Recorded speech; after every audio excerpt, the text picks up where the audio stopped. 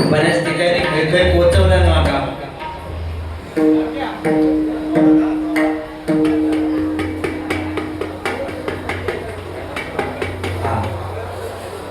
म्हणजे ते बघ ऍडव्हान्स मध्ये दिले होते.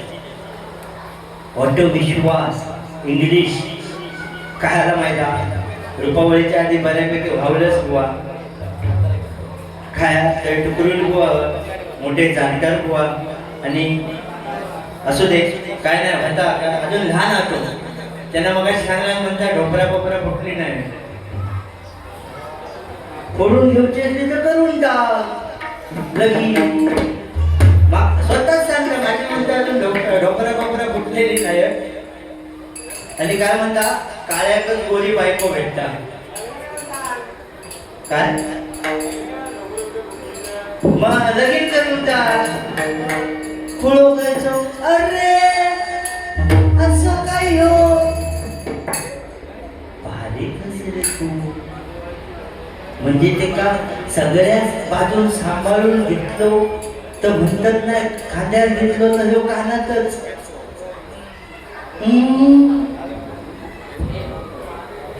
त्या मला तयार होता त्या दिवशी काय करीत तर त्यांकाच माहिती आणि कशासाठी करीत पण बुवा जरा काय बोललो की पाठणं करीत काय करता देवा हो पण तू आज म्हणजे चाल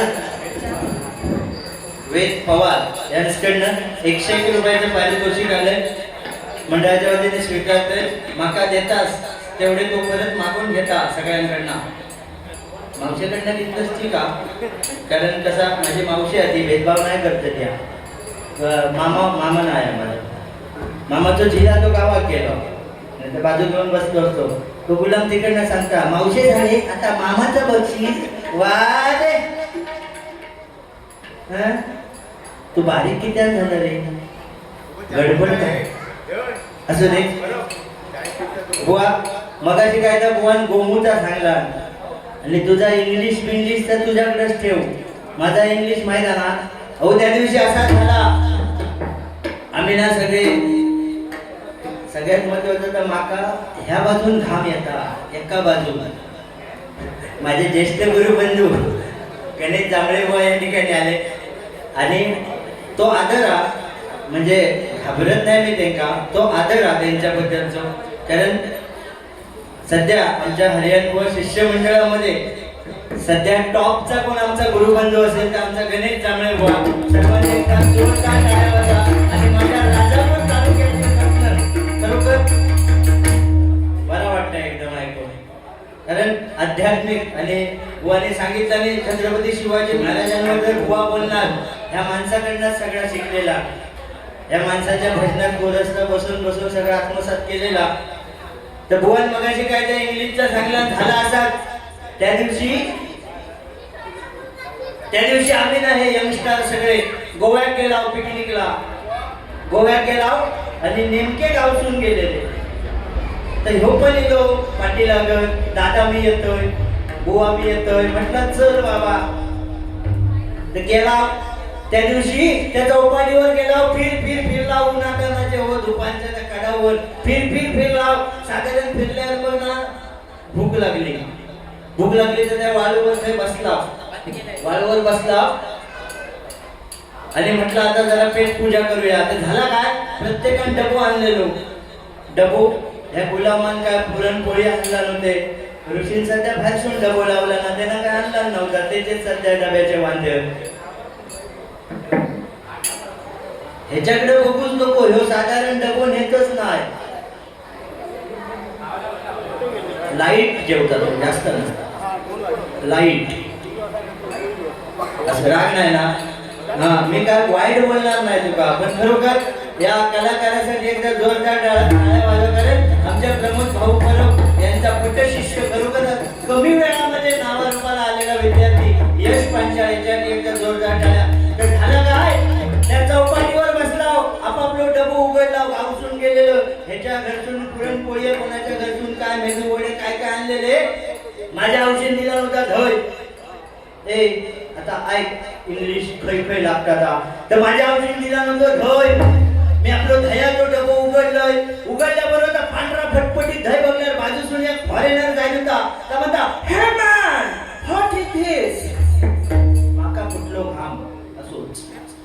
इंग्लिशचा नाही माझा वाकडा, कारण शाळेत ना सकाळी सगळे घरातले माका शाळेत जाऊन बसवायचे आणि दुपारी अख्ख्या शाळेचे मास्तर बिस्तर सगळे माका घरात आणून सोडायचे. त्यामुळे इंग्लिशच्या तासातून माझा काही संबंधच इलेलो नाही.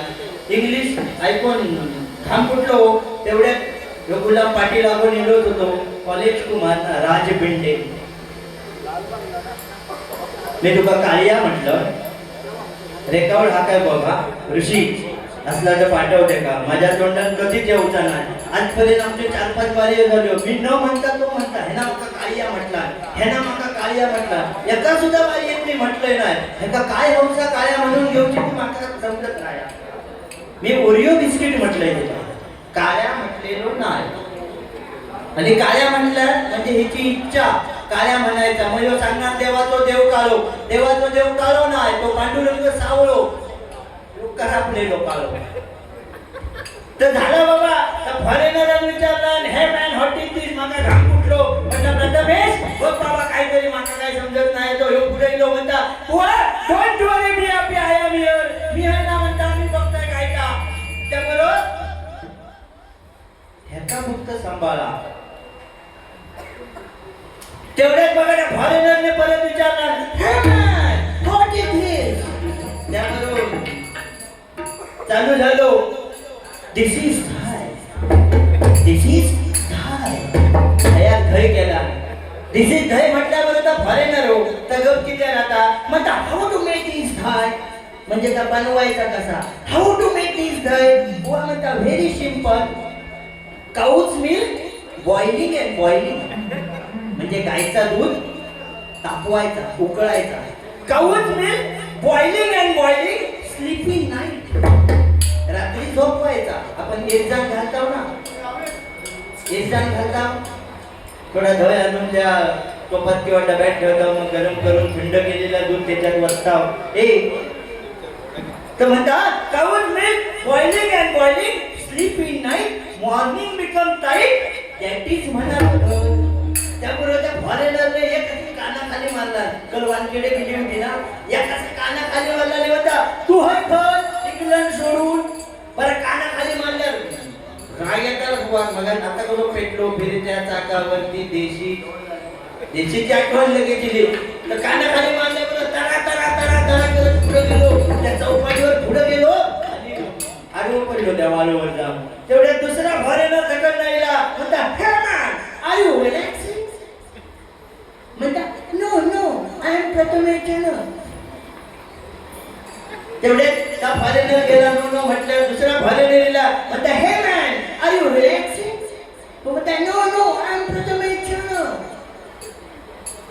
2-3 फॉरेनरचे विचारून गेली are you relaxing are you relaxing. कंटाळलो, थैसून उठलो आणि परत पुढे चालू लागलो. पुढे तिकडे एक फॉरेनर आडवा झालेला होता त्या वाळूवर. ते फॉरेनर गरीब वाटतं, कमी कपड्यातली ती गरीब नसतं, ती आपल्याकडे सूर्यप्रकाश घेऊसाठी येतात. वय ना बुवा, चुकला तर एक दणको द्या पाठीवर, काय टेन्शन घ्यायचं नाही. तर फॉरेनर आडवा पडलेला हो, गरीब कमी कपड्यातला फॉरेनर. तर ह्यो जाऊन ते काय विचारता हे आर यू रिलॅक्सिंग, तर त्यामध्ये या या आय एम रिलॅक्सिंग. अगो कावळ्या, अख्खा तुझा खानदान तिकडे रिलॅक्सिंग रिलॅक्सिंग करून स्वतः तू हाय आडवा पडलं. आर यू रिलॅक्सिंग, आता काय देऊ आता तू काय तो आता बघा गजला मी त्याला काय सांगाय रुपावळीपर्यंत जरा कमी काय तर बोलूया. बाकी तुका हाक बीक मारू काय, ती माझी बायको नव्हती गावाची, सोड आता त्या लय जुना झाला. आता शिंगो चालवा, जरा काहीतरी शिमग्या बिमग्याची गाणी बिणी वाजवायची, जरा लोकांना ऐकवायचा, नंतर ठीक ऐकवशी. ते तिकडनं माझी येसन त्यांच्या हातात तुकडून बुवा, कारण मी हय धाव केल्यापासून ते माका वळखत मी हरियाण गोंगड शिकवून गेलं. त्याचं म्हणजे पहिल्यांदा भजनाची आवड आणि त्याने नाव सुचवलेलं मला हरियाण गोंगडसाठी. गावच्या गावापासून ते बुवांचे आमचे घरगुती संबंध वेगळे, पण हरीला जेव्हा मी सांगलं की मी बुवाकडे शिकतोय, सगळ्यात जास्त आनंद त्या माणसांना तुकडून बुवा ते थय म्हणून माका जरा असा, नाहीतर मी किती बोला शकतोय. आणि काय सडे वागवतात काय काय केला तर आमच्या आमकाच माहिती. बळीये बिळीयेची गाणी तू आता काय तर जोरदार पेटव हा. आणि महाराजांबद्दल खरोखर गाण्यात बिरत भारीच करतेस रे तू. बघतेस की माझ्या माने पाय देव बिंदास, काय हरकत नाही.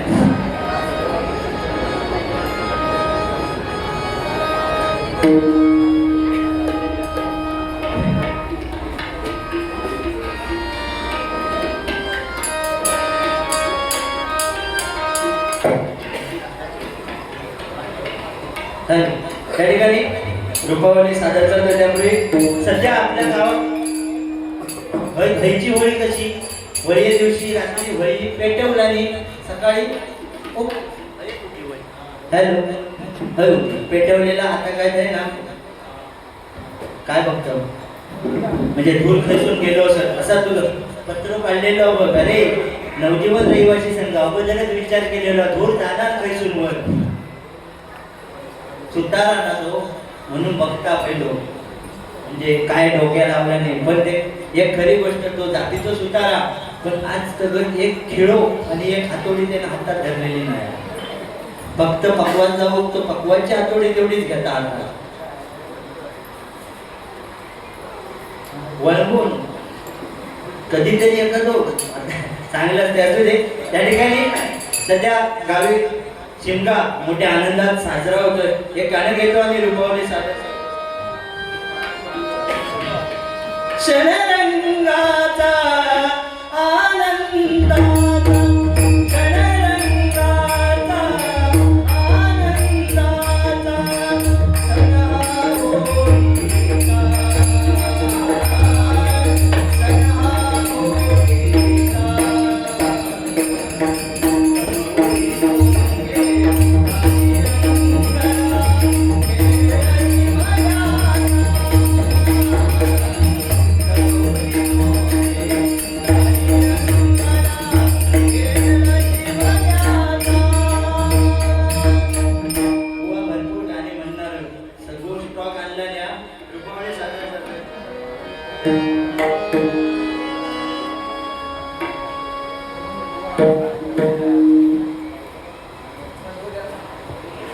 त्या ठिकाणी आमचे सन्माननीय गुरुबंधू, ज्येष्ठ गुरुबंधू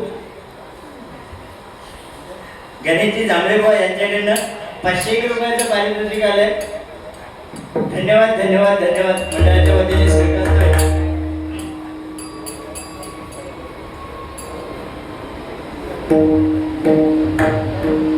जरा ढगात आपल्याला आवाज द्या, ढगा फटका असू दे. Tata bye bye.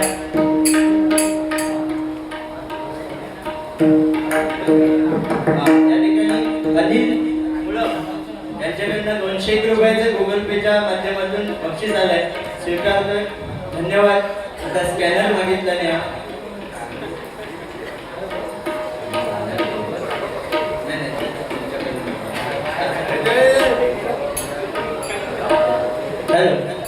रूपावली सादर करतोय बुवा गजब.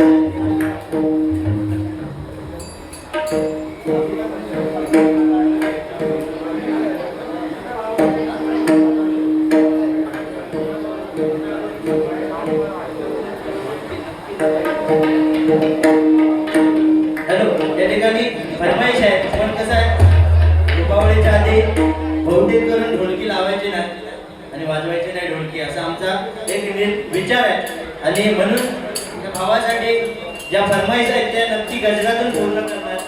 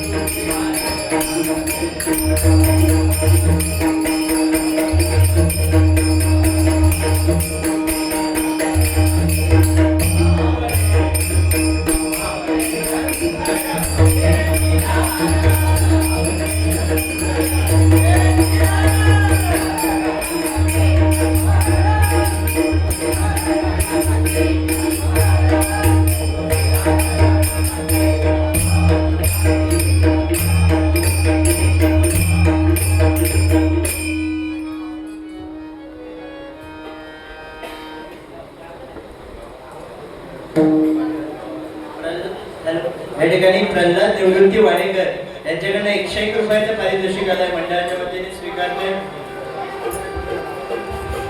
सन्माननीय